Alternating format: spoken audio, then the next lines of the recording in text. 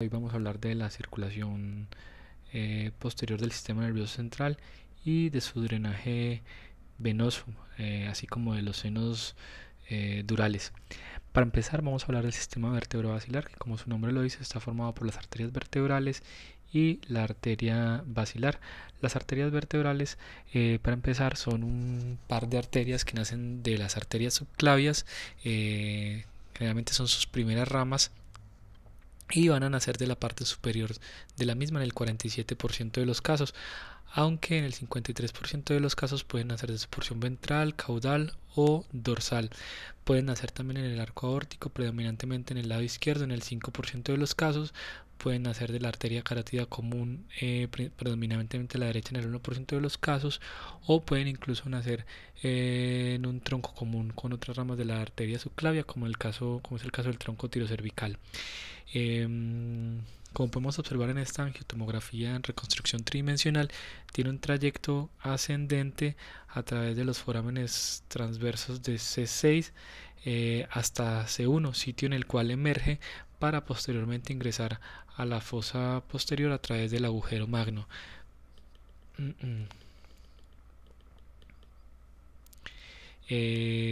Se va a dividir en 4 segmentos principalmente, que son el segmento extraóseo o B1, el cual va desde su origen a nivel de la arteria subclavia hasta el punto en el cual ingresa al foramen transverso de C6, aunque en el 12% de los casos puede ingresar a la altura de otro cuerpo vertebral.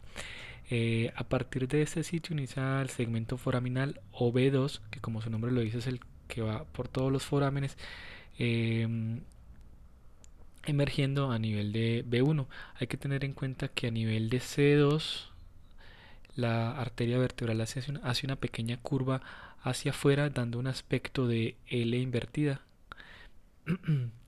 Y luego pues ingresa por el foramen transverso de C1 para emerger del mismo, dando origen al segmento extraespinal o B3.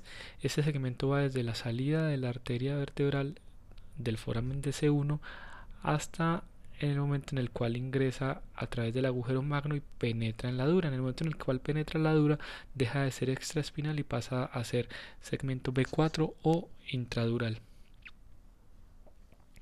En este segmento intradural va a tener un curso con una dirección anteromedial para unirse con la arteria vertebral contralateral, dando origen a la arteria basilar a nivel de la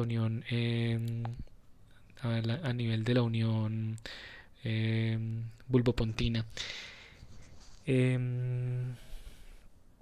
Lo podemos ver nuevamente entonces en esta angiotomografía con reconstrucción tridimensional, en esta angiografía con sustracción digital, en la cual observamos el trayecto casi vertical que tiene la arteria vertebral a través de los forámenes transversos de C6 hasta C1. Podemos observar cómo a nivel de C2 hace un pequeño giro hacia afuera, dando el aspecto de la L invertida para posteriormente ingresar al foramen transverso de C1. Luego va a salir de C1 y vamos a hacer una curva con una dirección posteromedial alrededor de la articulación atlante-occipital para posteriormente ingresar por el agujero magno, que está delineado acá con las líneas punteadas, para penetrar posteriormente en la dura y dar origen al segmento B4 de la arteria vertebral, como les había mencionado previamente. Cabe destacar en este punto que la arteria vertebral va a tener varias ramas, unas ramas cervicales, unas ramas meningias y unas ramas intracraneales. En este punto vamos a hablar principalmente de las ramas cervicales, que se van a dividir unas ramas musculares y unas ramas espinales. Las ramas musculares, que las tenemos acá marcadas con las flechitas negras, son unas ramas que van a irrigar toda la musculatura cervical profunda, mientras que las ramas espinales van a irrigar la médula espinal y sus cubiertas en esta región. Las arterias meningias intracraneales hablaremos a continuación. Tenemos en esta angiotomografía en MIP en reconstrucciones coronal y sagital oblicua, cómo podemos observar la emergencia de la arteria vertebral a nivel de C1 para posteriormente ingresar por el agujero magno, que lo tenemos acá delineado, dando origen así al segmento B4 de la arteria vertebral en el momento en el cual penetra la dura. Cabe destacar entonces en este punto que si bien siempre en los esquemas pintan las arterias vertebrales como unas arterias rectas, estas pueden tener un curso o un trayecto un poquito tortuoso o dólico, como lo podemos observar en este ejemplo, y eso es una variante normal que se puede presentar sobre todo en pacientes de mayor edad. En este ejemplo también destaca la presencia de una arteria vertebral izquierda dominante, lo cual se considera un hallazgo completamente normal. Ahora sí, con respecto a las ramas, vamos a tener unas ramas meníngeas, de las cuales las importantes son las ramas meníngeas anteriores y las ramas meníngeas posteriores. Todas estas son ramas pequeñas que son difíciles de evaluar en los estudios por imágenes, pero para mencionar, las arterias meníngeas anteriores van a nacer de la porción distal del segmento B2. Son unas ramas pequeñas que van a irrigar toda la dura madre que rodea el agujero magno, ¿sí? Con respecto a las arterias meníngeas posteriores, son unas ramas que se van a originar inferior o al mismo nivel del agujero magno y van a llevar irrigación a todo lo que tiene que ver con la hoz del cerebelo, la dura madre y todas las estructuras durales a lo largo de la cara medial del hueso occipital. Con respecto a las ramas intracraneales, vamos a tener 4 ramas principales: la pica o arteria cerebelosa posterior inferior, la arteria espinal anterior, la arteria espinal posterior y las ramas perforantes. De estas destacan o tienen mayor importancia las arterias pica y espinal anterior. La pica es la rama más importante, pero también es la rama más variable. Va a nacer en la región anterolateral del tronco cerebral para pasar de forma hacia la región dorsal, para irrigar todo lo que tiene que ver con respecto a las estructuras cerebelosas. Se va a dividir anatómicamente en 4 segmentos y 2 bucles que veremos en la siguiente diapositiva. Con respecto a la arteria espinal anterior, que está señalada aquí con esta estrellita, van a ser de la parte más distal de la arteria vertebral, justo antes de que estas dos se unan para dar origen a la arteria basilar. En el 50% de los casos, esta arteria espinal anterior se va a unir con la homóloga contralateral para dar origen a una arteria única que va a descender en forma caudal para irrigar todas las estructuras de la médula espinal adyacentes a la fisura media anterior, y va a irrigar principalmente las pirámides.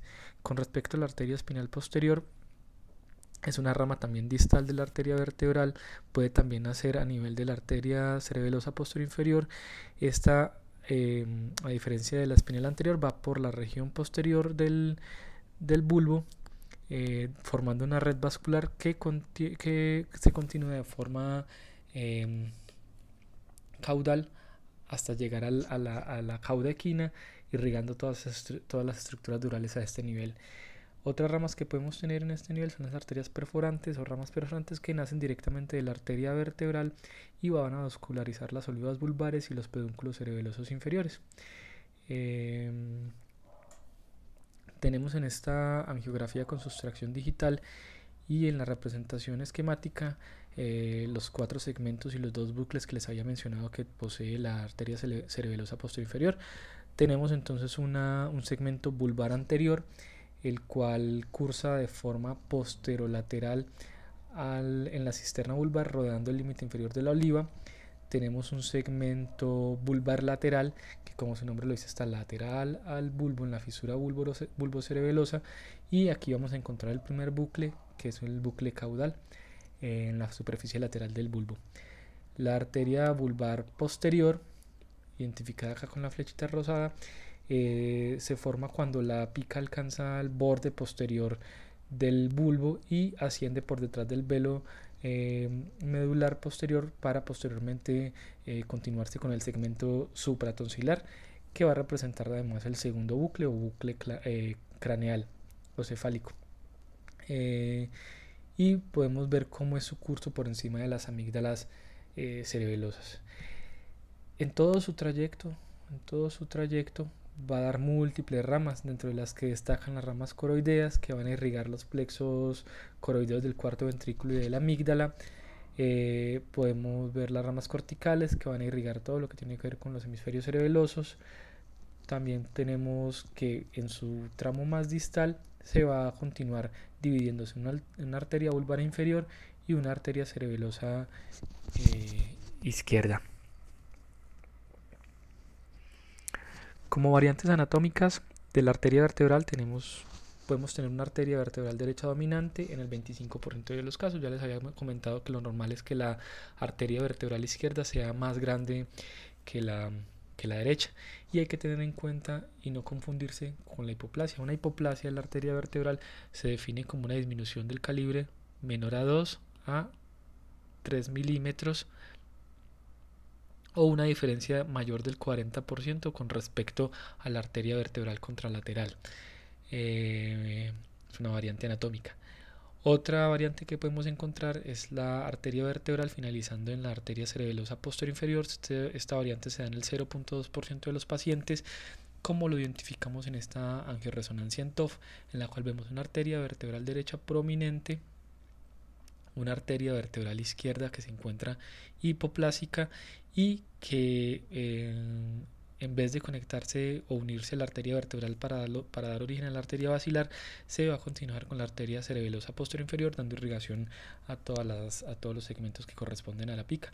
En este caso, la vasculatura o la irrigación de la fosa posterior va a depender principalmente de la arteria vertebral derecha, como sería lo esperado. Podemos tener también un origen extradural de la arteria cerebelosa posterior inferior, como lo podemos observar en esta angiografía con sustracción digital, en el cual vemos aquí donde señala la flecha un nacimiento inferior o bastante inferior de la arteria cerebelosa posterior inferior, y cómo es su trayecto y su curso hacia superior, mostrando los bucles y los segmentos normales de forma extracraneana. Aquí en este circulito de líneas punteadas encontramos el foramen magno. Vemos entonces cómo en sus ramas distales va ingresando por el agujero magno, cuando su origen está en una parte muy inferior a lo que debería ser normalmente. Podemos también tener un tronco común de la arteria cerebelosa posterior inferior y de la arteria cerebelosa anterior inferior, como lo podemos observar en esta angiografía con sustracción digital, en la cual identificamos una arteria, un tronco común de la arteria de la pica y de la aica del lado derecho. De igual forma identificamos una pica naciendo de la arteria basilar en vez de la arteria vertebral, como debería ser normalmente. Superior a esta observamos también la aica. Otra variante que identificamos en este estudio es una duplicación de la arteria cerebelosa superior. Y otro tipo de alteraciones que podemos o de variantes que podemos encontrar es la duplicación de la pica, que se puede dar hasta en el 2% de los pacientes. Como anomalías, lo más frecuente es encontrar un origen anómalo de la arteria vertebral, que se puede dar hasta en el 5% de los casos, siendo el más frecuente su nacimiento a nivel del arco aórtico. Tenemos acá en el esquema A cómo es el origen normal de las arterias vertebrales, cómo es su origen a nivel de las arterias subclavias, pero podemos tener que la arteria vertebral nazca en el arco aórtico previo al nacimiento del tronco brachiocefálico. Podemos tener una ausencia del tronco brachiocefálico con una arteria vertebral naciendo en la mitad entre la arteria subclavia y la arteria carótida común. Podemos tener una arteria vertebral naciendo del tronco brachiocefálico, como lo vemos en esta imagen. Podemos tener un nacimiento de la arteria vertebral posterior en el lado izquierdo del arco aórtico. podemos tener que nazca directamente en el tronco tirocervical, como les había mencionado previamente. Es decir, las variantes son múltiples. La imaginación es el límite. Podemos también tener un origen anómalo de la arteria cerebelosa posterior inferior, como les había mencionado previamente. En esta angioresonancia en TOF podemos observar la arteria cerebelosa posterior inferior derecha naciendo de la arteria basilar, mientras que la pica izquierda está naciendo de forma normal a nivel de la arteria vertebral. Otra anomalía que podemos encontrar es una fenestración, como lo podemos observar en esta angiotomografía en volumen rendering. Hay que tener en cuenta que la fenestración es la presencia de una doble luz en cualquier zona de su trayecto, y hay que diferenciarlo de la duplicación o de origen bífido, en las cuales esta doble luz se encuentra desde su origen. Esta anomalía es importante ya que se relaciona generalmente con otro tipo de alteraciones como fusiones vertebrales y la presencia de neurismas distales a la fenestración. Con respecto a la arteria basilar, ya les había mencionado que se origina por la fusión de ambas arterias vertebrales a nivel de la unión bulbopontina y va a finalizar a nivel de la cisterna interpeduncular al dividirse en las arterias cerebrales posteriores principalmente. Su localización anatómica es posterior al clivus y va a cursar por el surco, por la hendidura anterior.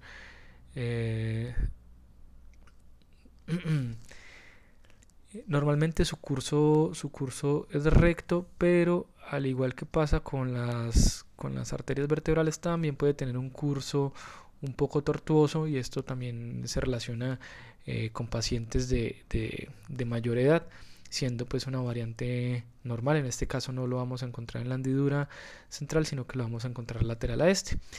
En esta angiotomografía en volumen rendering podemos ver el curso tortuoso tanto de las arterias vertebrales como de la arteria basilar, y podemos ver además un nacimiento anómalo de las arterias cerebelosas posterior inferiores, como los podemos observar acá. En la angiografía con sustracción digital, básicamente lo que vamos a ver es la anatomía normal de la región. Podemos ver ambas arterias vertebrales, cómo se unen a nivel de la unión bulbopontina para dar origen a la arteria basilar, la cual va a finalizar dividiéndose en las arterias cerebrales posteriores a nivel de la cisterna interpeduncular. Podemos ver el nacimiento de las arterias cerebelosas posteriores inferiores, podemos ver el nacimiento de las arterias cerebelosas anterior inferiores, y podemos ver también el nacimiento de las arterias cerebelosas superiores, ramas principales, estas últimas dos, de la arteria basilar.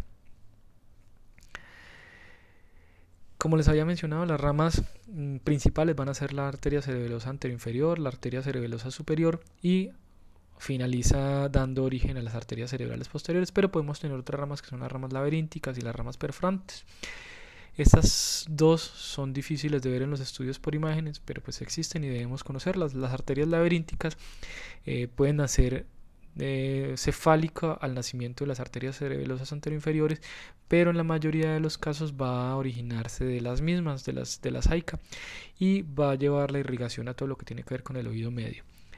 Las arterias perforantes, por su parte, nacen directamente de la aica y van a irrigar todas las estructuras vulvares y pontinas relacionadas con la arteria basilar. Podemos observar entonces en esta angioresonancia en volumen rendering la anatomía regional normal nuevamente. Vemos las arterias vertebrales, como les había mencionado, las picas naciendo de las arterias vertebrales. Podemos ver la arteria basilar, cómo se forma por la unión de ambas arterias vertebrales. Podemos ver el nacimiento de la saica como sus primeras ramas. Podemos ver también el nacimiento de las arterias cerebelosas superiores y cómo finaliza dando origen a las arterias cerebrales posteriores. Con respecto a las arterias cerebelosa anteroinferior o AICA, es la rama, quizás una de las ramas principales pues, de la arteria basilar. Es una de las ramas principales de la arteria basilar. Van a ser en su parte más proximal como un vaso único en la mayoría de los casos, aunque también puede presentarse de forma duplicada o triplicada.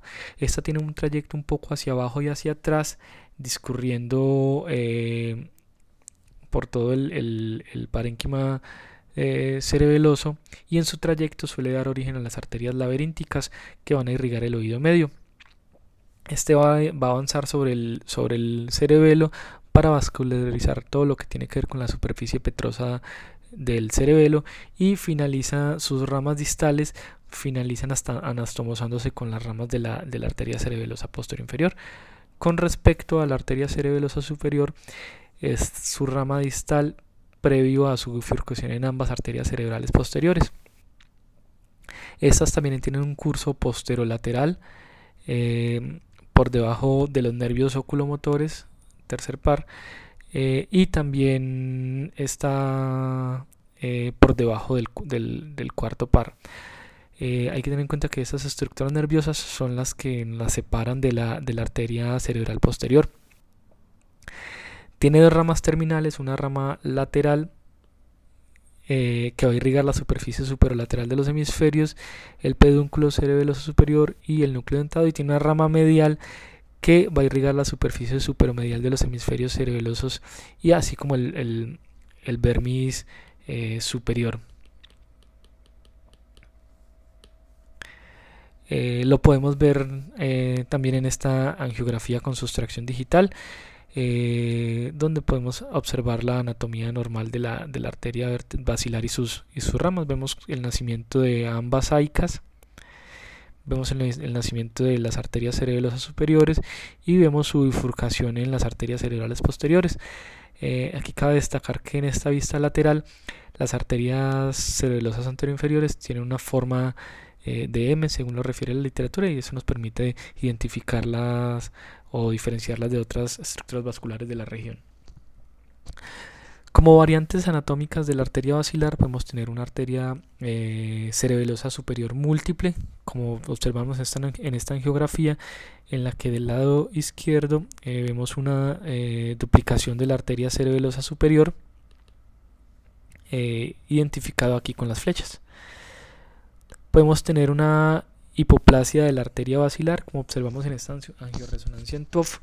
Hay que tener en cuenta que la hipoplasia basilar se define como una disminución de todo su calibre, o del calibre en su totalidad, que sea menor a 2 milímetros. Y este tipo de anomalías generalmente, o de variantes, generalmente se asocia a la presencia de origen fetal de la arteria cerebral posterior, como lo podemos ver identificado aquí con las flechas.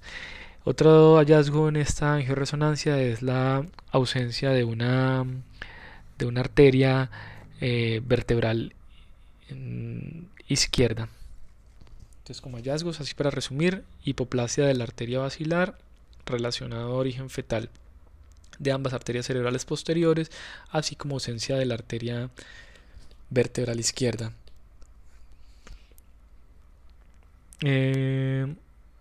Y otro tipo de hallazgos que podemos encontrar es la AICA accesoria. Básicamente es una duplicación de la AICA y no tiene pues mayores implicaciones. Como anomalías podemos tener nuevamente duplicación o fenestración. En este caso, en esta angiografía observamos una fenestración de la arteria basilar, para recordar que la fenestración difiere de la duplicación en el sentido en el que hay una duplicación de la luz, pero el origen sigue siendo único. Este tipo de anomalías también en este caso se relacionan con la presencia de aneurismas distales, como podemos observar en este caso, en el cual existe una fenestración proximal asociado a la presencia de un aneurisma en la punta de la arteria basilar.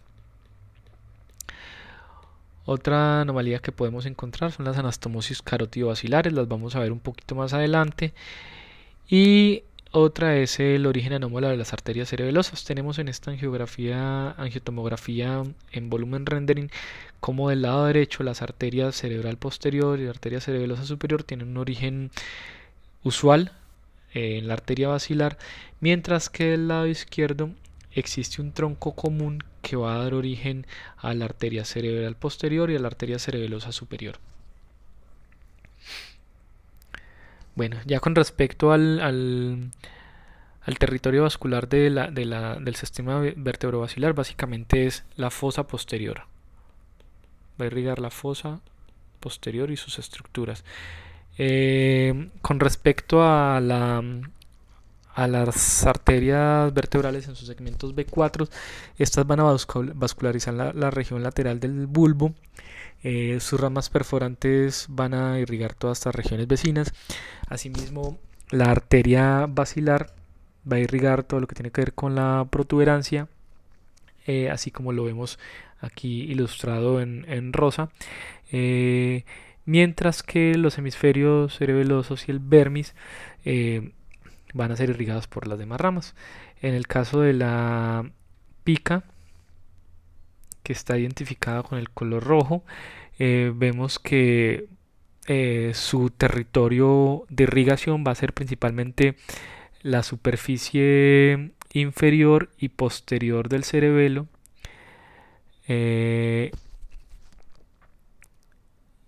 y el vermis inferior, como lo podemos ver en esta zona. Con respecto a la AICA, esta es la que tiene el territorio de irrigación más pequeño y irriga principalmente la superficie petrosa del cerebelo. Y con respecto a la arteria cerebelosa superior, es la que quizás tiene la mayor zona de irrigación. Esta va a irrigar todo lo que tiene que ver con la superficie temporal del cerebelo y la mayor parte del vermis. Ya con respecto a la arteria cerebral posterior, como les había mencionado, esta se origina como rama terminal por bifurcación de la arteria basilar a nivel de la fosa interpeduncular. Tiene 4 segmentos, un segmento P1 o precomunicante, el cual va desde la bifurcación de la arteria basilar hasta el nacimiento de las arterias comunicantes posteriores, que las estoy dibujando en este momento en verde. El segmento ambiens o P2, que va desde el nacimiento de las arterias comunicantes posteriores hasta el nacimiento de las arterias temporales inferiores, que también las estoy ilustrando acá en verde. En este segmento va a discurrir alrededor de los pedúnculos dentro de la cisterna ambiens, por eso el nombre. El segmento cuadrigémino o P3, este va alrededor del tectus mesencefálico y va desde el origen de las arterias temporales inferiores hasta previo al nacimiento de la arteria calcarina y parieto occipital, que son las ramas terminales de la arteria cerebral posterior. En este segmento va a cursar, como les había mencionado, alrededor del tectus mesencefálico dentro de la cisterna cuadrigémina, por eso el nombre cuadrigémino.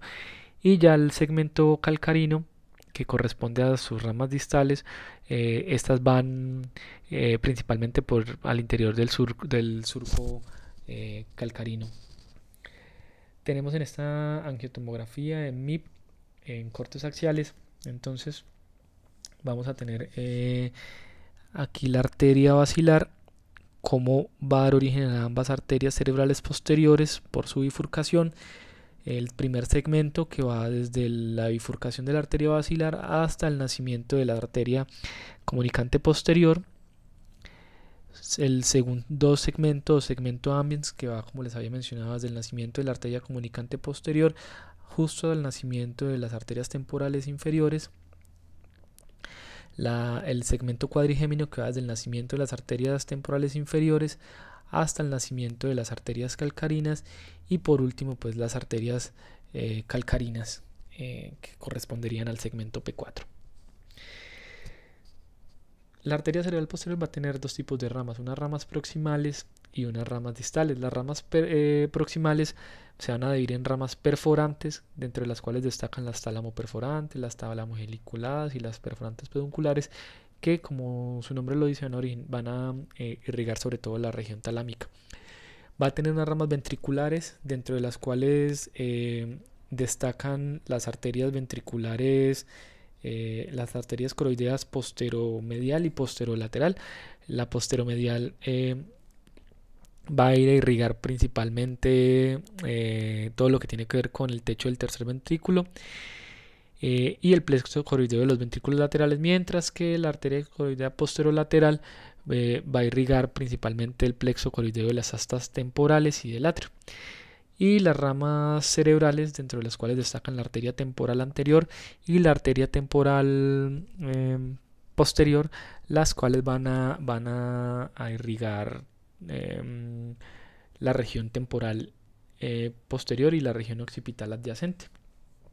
Como lo vemos en esta representación gráfica, con colores pues están las mismas ramas para que las identifiquemos. En color azul las ramas ventriculares, que habíamos visto pues que son las ramas coroideas posteromedial y posterolateral, que van a irrigar principalmente los plexos coroideos. Tenemos las ramas en rojo, las ramas perforantes, dentro de las que están las tálamo perforantes, las tálamo geniculadas, que van a irrigar la región talámica, y unas ramas cerebrales, dentro de las que están la temporal anterior y la temporal posterior, que van a irrigar principalmente la corteza temporal posterior y la región occipital. Como ramas distales tenemos las arterias, tenemos unas ramas mediales y unas ramas laterales. Dentro de las ramas mediales tenemos la arteria parieto-occipital, la arteria calcarina, que como ya hemos visto son las ramas terminales de la arteria cerebral posterior, así como las ramas esplenias. Y como ramas laterales vamos a tener las arterias temporales inferiores, que se dividen anterior, media y posterior, que van a irrigar la corteza cerebral de la región temporal. Como lo podemos ver en la representación gráfica, en verde claro tenemos el segmento P1, en rojo segmento P2, en negro el segmento P3 y en colores azul claro y verde oscuro el segmento P4 y sus ramas. Tenemos entonces que aquí con el número 9 vamos a identificar la arteria parieto-occipital, que va por el surco parieto-occipital para irrigar el cerebro adyacente a este surco. Tenemos con el número 10 la arteria calcarina, que como habíamos visto es una de las ramas distales de la arteria cerebral posterior, va por el surco calcarino y llega a irrigar incluso la corteza visual. Y en el número 7 tenemos las ramas esplenias o las arterias esplenias, que también se llaman arterias pericallosas posteriores, las cuales van a irrigar la región pericallosa para anastomosarse con las pericallosas de la arteria cerebral anterior. Y como ramas laterales tenemos que del segmento P4 también van a nacer las ramas occipitales laterales, las cuales aquí identificado con el número 3, las cuales van a dar origen a las arterias temporales inferiores, anterior, media y posterior, las cuales van a irrigar la superficie inferior del lóbulo temporal principalmente. Tenemos dos angiografías con sustracción digital, una vista lateral y una vista mento-vértex, donde podemos ver en el número 1 segmento P1 de la arteria cerebral posterior, con el número 2 el segmento P2. En el 5 podemos observar las arterias perforantes o tálamo perforantes. Con el 6 y 7 tenemos las arterias coroideas, que como vimos van a los ventrículos a irrigar los plexos coroideos. Con el número 8 podemos observar las arterias esplenias, como es su curso superior o en sentido o de localización superior y posterior al cuerpo calloso, por lo que reciben el nombre, como habíamos mencionado, de pericallosas posteriores, las cuales se van a ir a anastomosar con las arterias pericallosas anteriores, ramas de la arteria cerebral anterior. Tenemos también en el número 9 las arterias parieto-occipitales y la arteria calcarina. Como variantes de la arteria cerebral posterior podemos tener una simetría una simetría de las mismas. Como observamos en esta angiografía, vemos que el lado derecho, la arteria cerebral posterior tiene un curso y un trayecto y un calibre normal, mientras que del lado izquierdo presenta un curso un poco más inferior y hay una disminución de su calibre en toda su extensión.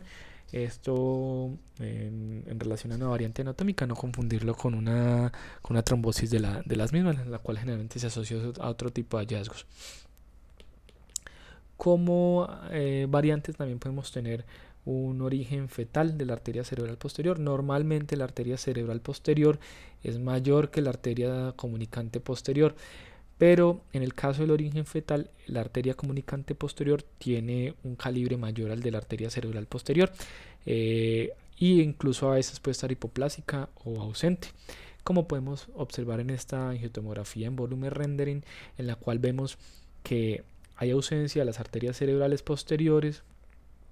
Las arterias comunicantes posteriores están aumentadas de calibre y estas van a dar la irrigación a todo el trayecto que normalmente, o a todos los segmentos que normalmente debería estar irrigando la arteria cerebral posterior. Otro hallazgo que observamos en este caso es una hipoplasia de la arteria basilar y una ausencia de la arteria vertebral del lado izquierdo. Ya habíamos visto pues que estas dos anomalías, la hipoplasia de la basilar y el origen fetal de las arterias cerebrales posteriores, la relación es bastante frecuente. Y podemos tener también variaciones en el origen o en su calibre, como vemos en estos casos, en estas representaciones gráficas. En la B, una hipoplasia de la arteria comunicante posterior, que quizás es la variante más frecuente de todo el polígono de Willis. Este se da hasta en el 25% de la población. Podemos tener aquí nuevamente representado el origen fetal, donde hay una hipoplasia de la arteria cerebral posterior. Vemos una arteria comunicante posterior prominente y que va a irrigar todos los segmentos que normalmente debería estar irrigando la arteria cerebral posterior. Y podemos tener también el caso de que haya ausencia de la arteria cerebral posterior, ausencia de la arteria del segmento precomunicante de la arteria anterior, lo cual nos daría lugar a un segmento aislado de la arteria carótida interna, la cual va a llevar la irrigación a toda esta región. Podemos imaginarnos entonces que si llegase a ocurrir una embolia, una trombosis de una de estas, pues los resultados serían más catastróficos para el paciente. Ya como anomalías podemos tener las anastomosis carotido-basilares de las que he venido hablando, dentro de las que destacan la ótica, la hipoglosa y la arteria trigeminal persistente. Vamos a hablar específicamente de la arteria trigeminal persistente, la cual, como su nombre lo dice, es una anastomosis entre la carótida interna, arteria carótida interna, con la circulación posterior. Se va a dividir en tres tipos: un Saltzman 1, Saltzman 2 y Saltzman 3. La 1, básicamente existe una arteria trigeminal persistente que va a comunicar la arteria carótida interna con la arteria basilar, dando origen a una hipoplasia de las arterias comunicantes posteriores y una hipoplasia también de la arteria basilar distal a la anastomosis, proximal, perdón. El Saltzman 2, en el Saltzman 2 la arteria trigeminal nutre a las arterias cerebelosas superiores. Entonces este va a la basilar, este va a la arteria cerebelosa superior, y las ramas tanto comunicantes como la basilar se encuentran permeables.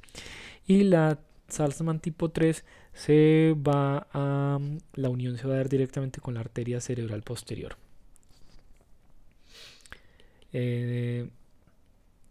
Lo observamos en esta angiografía con sustracción digital, en la cual vemos una comunicación entre el segmento cavernoso de la arteria carótida interna con la arteria basilar, que está representada acá con la flecha gruesa, dando origen a un Saltzman tipo 1. Hay que destacar aquí que Este tipo de configuración que nos da la presencia de esta rama anómala se llama en la literatura como un aspecto de tridente. Otro ejemplo de una angioresonancia en TOF, donde podemos observar una arteria trigeminal persistente comunicando a la arteria carótida interna con la arteria basilar, por lo cual ya hemos dicho que se conoce como sería un Saltzman 1. En este caso, la curva pronunciada es porque la arteria trigeminal persistente está rodeando la región celular, aunque en algunos casos, como muestra esta gráfica, puede atravesarlo. Con respecto al territorio vascular de la arteria cerebral posterior, habíamos hablado pues que hay unas ramas perforantes. Estas son las talamoperforantes, que van a irrigar principalmente todo lo que son los ganglios basales, tálamo, hipotálamo, zonas de la cápsula interna y el mesencéfalo. Hay unas ramas coroideas que van a irrigar todo lo que tiene que ver con los plexos coroideos de los ventrículos laterales, como les había mencionado previamente, y unas ramas esplenias que van a ir a la región posterior del cuerpo calloso. Tenemos también unas ramas corticales, dentro de las que destacan la parieta occipital y la calcarina. Estas van a irrigar todo lo que tiene que ver con el tercio posterior del cerebro. A lo largo de la cisura interhemisférica, en amarillo vemos el sitio de irrigación máximo, en rojo el sitio de irrigación habitual y en verde el sitio de irrigación mínimo. Entonces, como les venía diciendo, puede irrigar a lo largo de la cisura interhemisférica, puede irrigar la parte parietal y occipital, y también va a irrigar la superficie inferior del temporal, pero sobre todo el polo posterior, el polo inferior lo recibe la irrigación de la vasculatura anterior. Bueno, ya con respecto al sistema venoso, vamos a tener que el sistema venoso se va a dividir en tres: el sistema venoso superficial, el sistema venoso profundo y los senos durales principalmente. El sistema venoso superficial, las venas superficiales se localizan en los surcos superficiales, drenando toda la corteza cerebral que se encuentra en la vecindad de las mismas, y va a establecer conexiones con las venas profundas. En general, estas van a irradiar desde la cisura de Silvio, en un aspecto pues un poco radial, pero van a destacar tres. Son múltiples venas, pero van a destacar tres principalmente. Tenemos en color azul la vena cerebral media superficial, que discurre a través de la cisura de Silvio. Tenemos en color rojo la vena de Trolar frontoparietal, o la vena anastomótica superior, la cual va a comunicar a la vena cerebral media superficial con el seno sagital superior. Y tenemos en verde la vena de la B occipitotemporal o anastomótica inferior, que va también a comunicar a la vena cerebral media superficial, esta vez con el seno transverso. Tenemos en esta angiografía con sustracción digital en fase venosa, como aquí con el número 1 vamos a identificar la vena cerebral media superficial, cómo se comunica con la vena de Trolar o la vena frontoparietal para desembocar en el seno sagital superior, y cómo esta va también a conectarse con la vena, a través de la vena de la B, que está aquí señalada con las flechitas, con el seno transverso. Otras estructuras que identificamos son el seno sagital inferior, así como el seno recto y cómo desemboca al seno transverso. Con respecto a las venas profundas, estas difieren un poco en el precepto que les había mencionado de que las venas se irradiaban desde un punto hacia la periferia. En este caso, las venas van a drenar desde la superficie o de las partes más distales hacia las venas subependimarias, que se encuentran más profundas y localizadas laterales a los ventrículos laterales, valga la redundancia.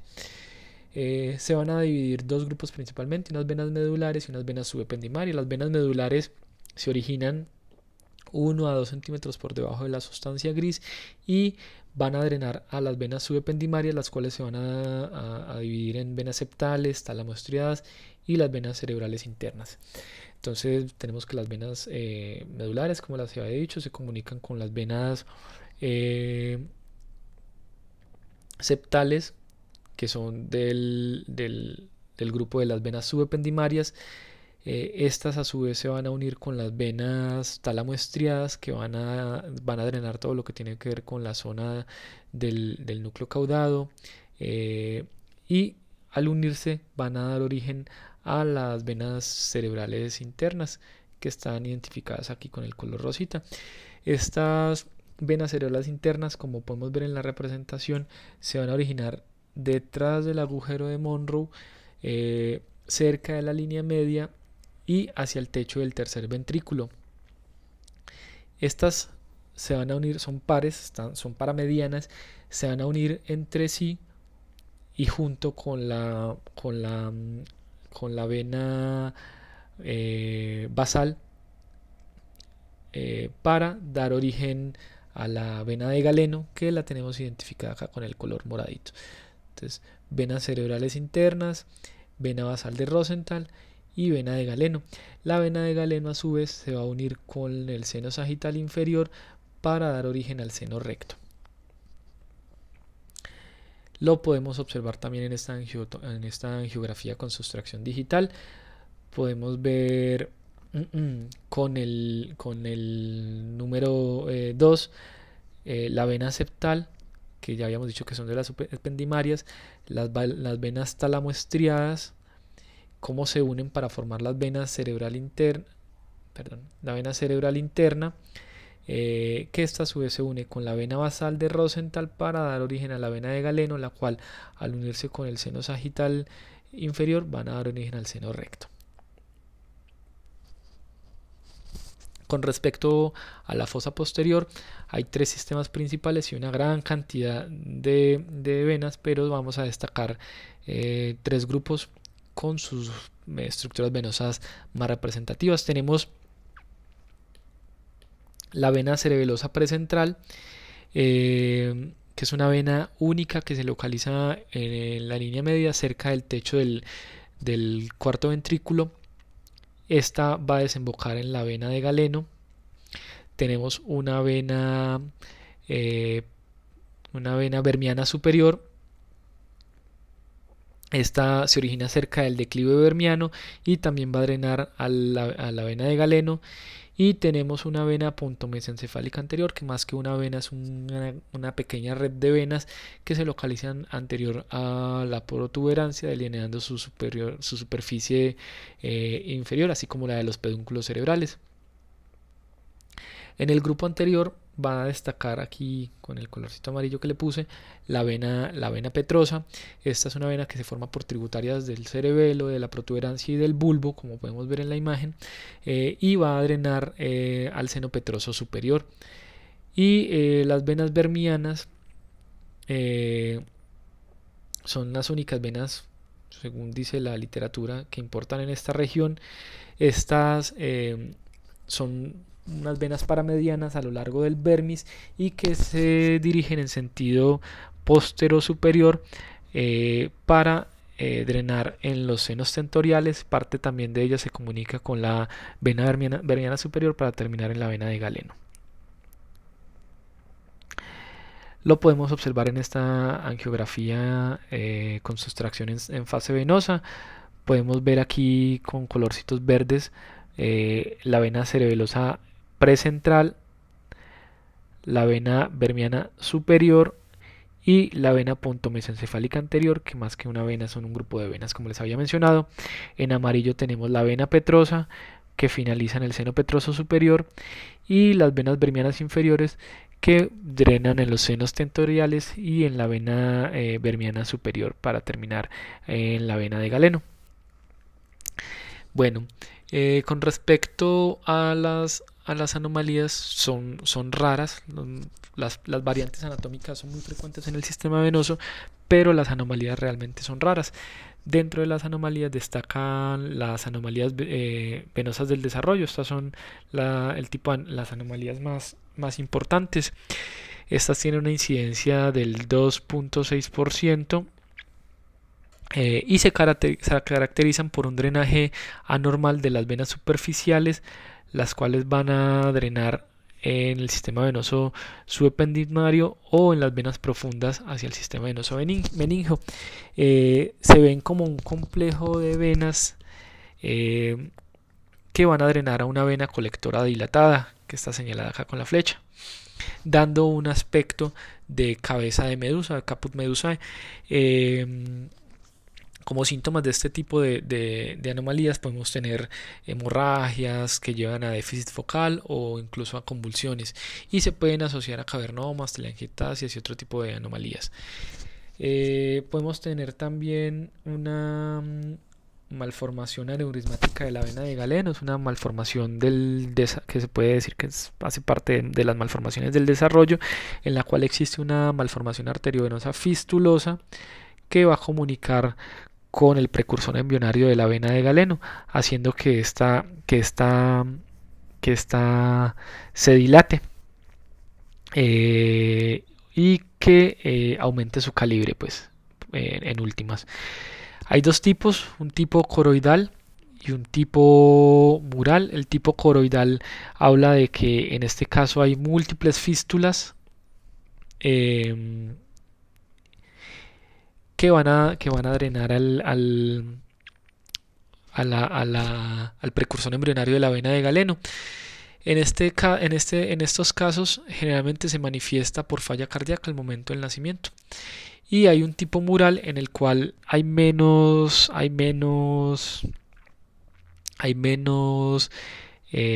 fístulas, pero pues es prominente también la dilatación de la vena de Galeno. Este tipo de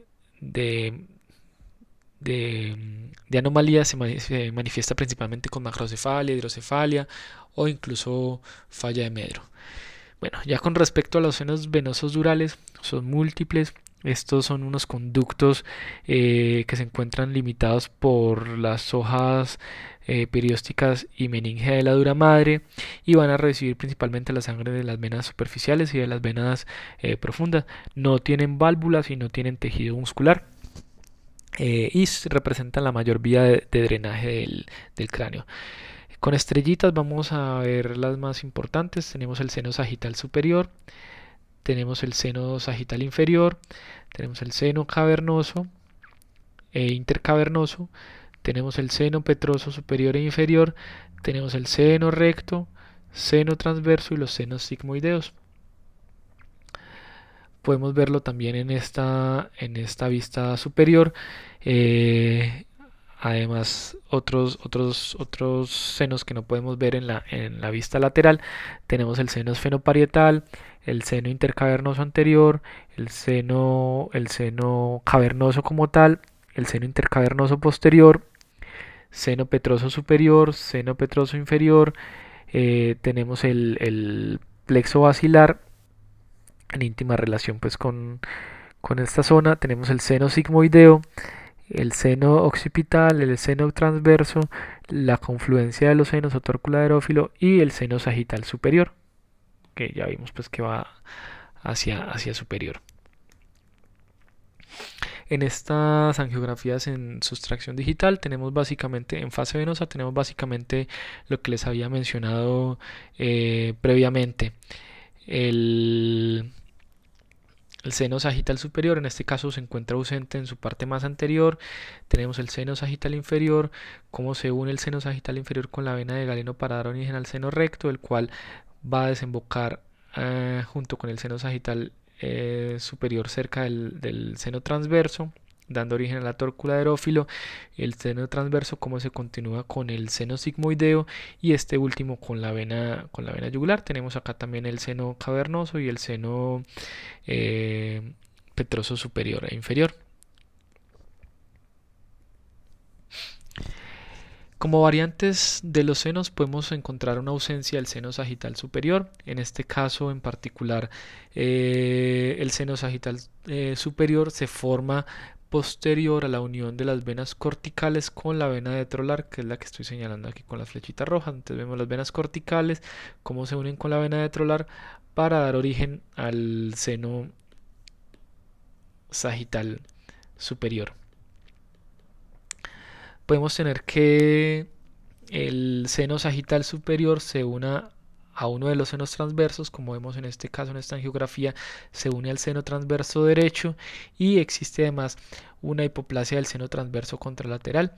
En este caso señalan con flecha blanca el seno recto, seno sagital superior, cómo está desplazado hacia el lateral, cómo llega a unirse con el seno transverso, y ya lo que tiene que ver con el seno sigmoideo, que se continúa con la vena yugular.